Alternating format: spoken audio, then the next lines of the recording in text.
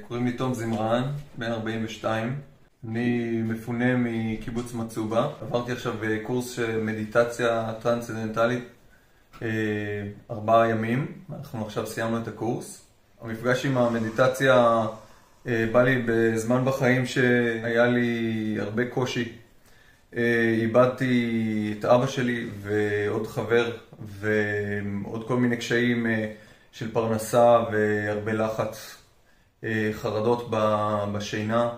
חוויתי במהלך הקורס הזה כניסה לעולם שיש בו המון שקט ורוגע. זה איכשהו עוזר לי לצלוח את התקופה המאוד מסחררת הזאת. הטכניקה היא קלה בצורה מגוחכת, היא לא צריך לעשות כלום, צריך פשוט להחליט שמתרגלים פעמיים ביום, וזה פלא שאין מילים לומר כמה הפשטות הזאת מביאה תוצאות לתחושה היומיומית. אני מרגיש שהיום עובר לי בצורה הרבה יותר הרמונית.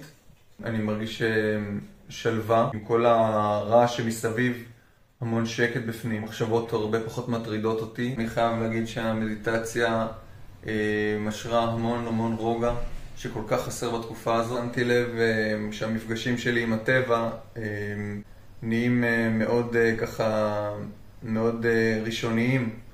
ממש חוויה של כמו בילדות, אתה רואה כאילו את הים בפעם הראשונה או את היער בפעם הראשונה ממבט יותר חדש ורענן. שינה, יש פעמים שאני ישן כל כך טוב כמו תינוק ונהנה מאוד מהשינה. אני ישן יותר טוב, אני אוכל יותר נעים לי, אני דואג לעצמי, יש לי את הכוח להביע את עצמי במורכבות של המציאות ולפגוש את המציאות בצורה מיטיבה. זה רק בסוף הקורס, אנחנו אחרי 4 ימים. אני מאוד רוצה להמשיך לתרגל ולהרגיש את היתרונות שהמדיטציה הזאת מציעה. ממש בהודיה על הקורס הזה, ממליץ על הקורס של המדיטציה טרנסצנדנטלית.